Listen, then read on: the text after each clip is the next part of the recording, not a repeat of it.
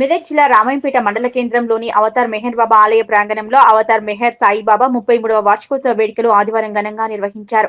తెల్లవారుజాము నుంచే భక్తుల జనసందోహంతో ఆలయం కిటకిటలాడింది.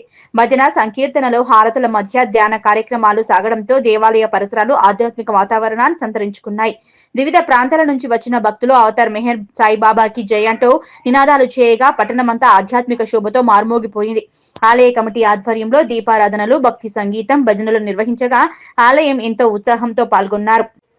ఈ కార్యక్రమంలో ఆంధ్ర సెంట్రల్ అధ్యక్షులు బి రామకృష్ణయ్య ముఖ్య అతిథిగా హాజరయ్యారు. ఈ సందర్భంగా ఆధ్యాత్మిక ప్రముఖులు రామకృష్ణయ్య మాట్లాడుతూ భక్తి, ప్రేమ, సేవ ఇవే మెహర్ సాయిబాబా బోధనల మూల సారమని, ఆయన చూపిన ప్రేమ మార్గం నేటికి మానవతకు దిక్సూచి అని పేర్కొన్నారు. సంభవామి యుగే యుగే అని గీతలో కృష్ణ పరమాత్ముడు చెప్పాడు. నేను యుగానికి ఒకసారి వస్తాను. భగవంతుడు, నిరాకారుడైన భగవంతుడు సాకారుడుగా మానవ రూపం ధరించి మన మధ్యకు వస్తాడు. ఇది చాలా సాంప్రదాయాలు, మతాలు నమ్ముతాయి. కొన్ని నమ్మని వాళ్ళు ఉన్నా కూడా భగవంతుడు ఉన్నాడు, ఆయన ఈ రూపం లేకుండానే పనిచేస్తుంటాడు అని వాళ్ళు నమ్ముతారు. అయితే అది ఎప్పుడు నిరంతరం జరిగేది.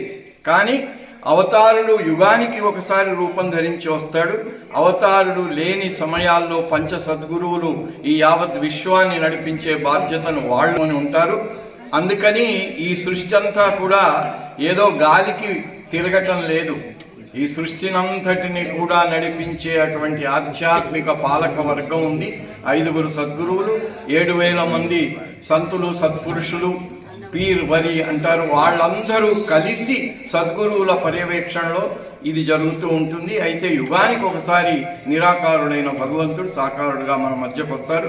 ఆయనే జోరాస్టర్గా, రాముడుగా, కృష్ణుడుగా, బుద్ధుడుగా, జీసస్ క్రీస్తుగా, మొహమ్మద్ ప్రవక్తగా ఇంతకు ముందు వచ్చారు. ఇప్పుడు ప్రస్తుతం ఈ కలియుగంలో మెహర్ బాబాగా వచ్చాను అని మెహర్ బాబా స్వయంగా చెప్పారు. కాకపోతే ఇక్కడ జరిగేది ఏంటి అంటే, బాబా అన్నారు, నేను అదే సనాతనుని, భగవంతుడు ఒక్కడే గనక ఎప్పుడు ఏ అవతారుడు వచ్చినా ఆ భగవంతుడి యొక్క రూపమే. భగవంతుడు ఒక్కడే కాబట్టి వచ్చే అవతారుడు కూడా ఒక్కడే. నామం రూపం మారుతుంది కానీ ఆయన ఒక్కడే అనే విషయం బాబా చాలా ఖచ్చితంగా చెప్పటం జరిగింది. ఆయన ఎప్పుడు వచ్చినా ఎందుకు వస్తారు? ఇక్కడ ప్రపంచంలో అధర్మం పెరిగి ధర్మం నశించినప్పుడు వస్తానన్నాడు. అధర్మం అంటే ఏంటి? మానవులంతా పుట్టిందంతా ఎందుకు అంటే భగవంతుడిని ప్రేమించి భగవంతుడిలో ఐక్యం కావడానికి. అది మర్చిపోయాం మనం. ఇక్కడ ఈ ప్రపంచంలోనే ఏదో ఉంది, ఈ ప్రపంచమే శాశ్వతం అని, దీనికోసమే ఈ ప్రపంచం యొక్క వ్యామోహంలో మనిషి చెయ్యరాని పనులని చేస్తూ ఇప్పుడు ఉన్న ప్రస్తుత పరిస్థితుల్లో ఉంది. కాబట్టి దీన్ని మళ్ళీ దానిలో మానవ ధర్మం అంటే భగవంతుని కోసమే ప్రేమించటం అంటే సృష్టిలో ఉన్న అందరినీ ప్రేమిస్తూ అందరూ నా అన్న తమ్ములే, అందరూ నా అక్క చెల్లెళ్ళే అనే భావనతో, ఎందుకు అందరిలో ఉన్నది భగవంతుడు అనే భావనతో మనుషులు జీవించటం అనేది ధర్మం. అలా జీవించకుండా ఒకళ్ళొకళ్ళు పోట్లాడుకోవటం అది అధర్మం. సో అలాంటి ప్రేమను స్థాపితం చేయటానికే అవతారుడు వస్తుంటాడు. ఆయన ఎప్పుడు వచ్చినా చెప్పేది ప్రేమ. మీరందరూ కలిసి ఉండండి.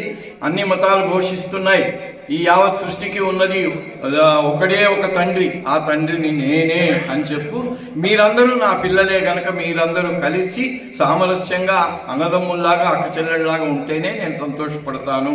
అది ఎప్పుడైతే లోపిస్తుందో అప్పుడు వచ్చి మళ్ళీ దాన్ని పునర్వ్యవస్థీకరించి వెళ్తానన్నాడు. ఆ పనే మెహర్ బాబా చేశారు. 44 సంవత్సరాలు మౌనంగా ఉండి 13 సార్లు ప్రపంచం అంతా పర్యటించి అన్ని మతాలు, అన్ని భాషల వాళ్ళు, అన్ని దేశాల వాళ్ళు, చైనా, రష్యా, కొరియా అన్ని చోట్ల నుంచి ఉన్నారు. బాబా యొక్క సందేశాలు అన్ని భాషల్లోకి అనువదించబడ్డాయి.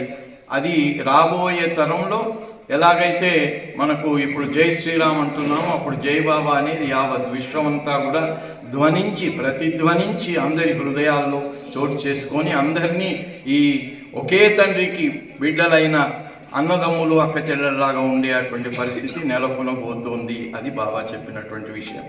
అవతార్ మెహర్ బాబా.